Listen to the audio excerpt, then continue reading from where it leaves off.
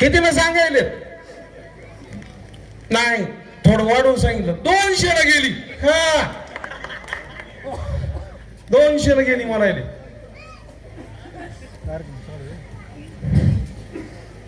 आणि आज कुठंतरी बोलले, आज काय बोलले की आमच्याकडे चाब्यात. असं कुठं का नाही, चाब्यात म्हणले चाब्या.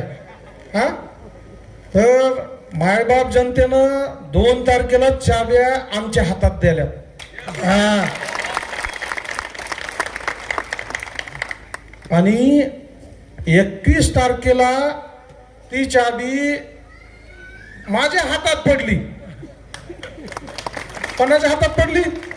हा माझा काय धंदा नाही रे बाबा नगरपालिका चढून पैसे कमवायचा. आता मी ती चाबी घेणार. हा चाबी कोणाकडे तुम्ही सांगणार आणि ते उघडणार ते प्रभाकरराव शेसाळजी साहेब आणि सतीशराव देशमुख आणि रणजीत साहेब. हा माझा काय धंदा आहे का? हा आता आमचे जेवढे बी नगरसेवक उमेदवार पडले असतील किंवा 100 मतानं, आम्ही सन्मानानं त्यांना तिथं जनसेवेचा अधिकार देणार. जनसेवेचा अधिकार देणार.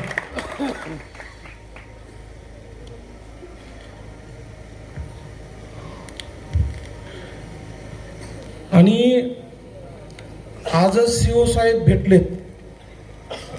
समोरचे म्हणत आहेत आमच्याकडे 12 आहेत, आमच्याकडे म्हणजे त्यांच्याकडे 12 आहेत, आमच्याकडे 8. ते म्हणतात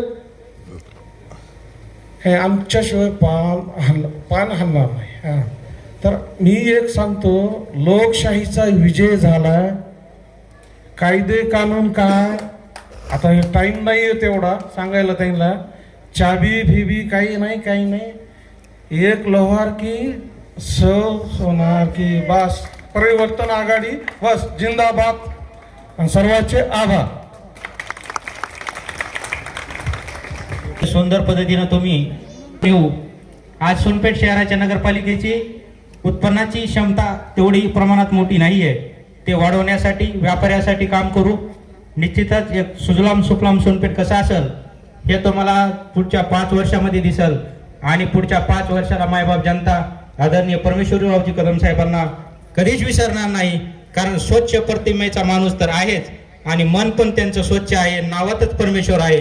निश्चितच त्यांनी एक आव्हान केलं तर टीका करावं असं मला वाटत नाही. पण एक वाक्य मी त्यांच्यासाठी सांगतो, सोनपेठची जनता भीक घालणार नाही. या मायबाप जनतेने सोनपेठची भीक कोणाला घातली हे सर्व सोनपेठनं बघितलं. पण या जनतेनं तुम्हाला भिकाला लावलं राजकारणातून हे मी निदर्शनास आणून देतो.